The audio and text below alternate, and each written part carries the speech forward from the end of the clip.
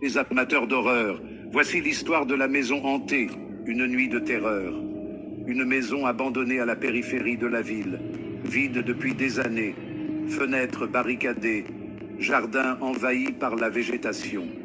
Personne n'ose s'en approcher. Mais ce soir, j'y suis allé. C'était un défi, bien sûr. Mes amis ont trouvé amusant de voir si j'avais le cran d'y passer la nuit. Je me suis dit, pourquoi pas? Qu'est-ce qui pourrait arriver de pire? À peine entré, l'air s'est alourdi, comme si la maison retenait son souffle.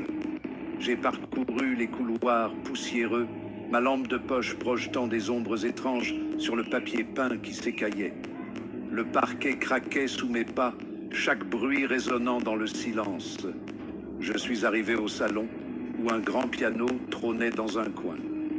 Recouvert d'une épaisse couche de poussière, il m'a envoyé un frisson glacial quand je l'ai touché. Soudain, j'ai entendu un murmure. Je me suis retourné, mais il n'y avait personne. Juste la pièce vide et le son de ma propre respiration. J'ai essayé de me débarrasser de ce sentiment d'être observé et j'ai décidé d'explorer le reste de la maison. À l'étage, l'atmosphère est devenue encore plus oppressante. Les portes étaient entr'ouvertes, dévoilant des pièces sombres remplies de souvenirs oubliés. Je suis entré dans ce qui semblait être une chambre d'enfant. Des jouets jonchaient le sol et un petit lit se tenait dans un coin. En m'approchant du lit, j'ai vu quelque chose qui m'a glacé le sang. Une poupée, ses yeux fixés droit sur moi. J'ai reculé lentement, le cœur battant à tout rompre.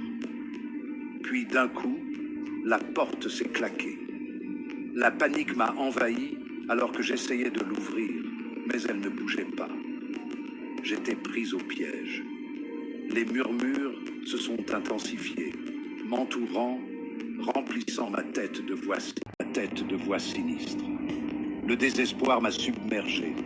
J'ai commencé à frapper à la porte, à crier à l'aide.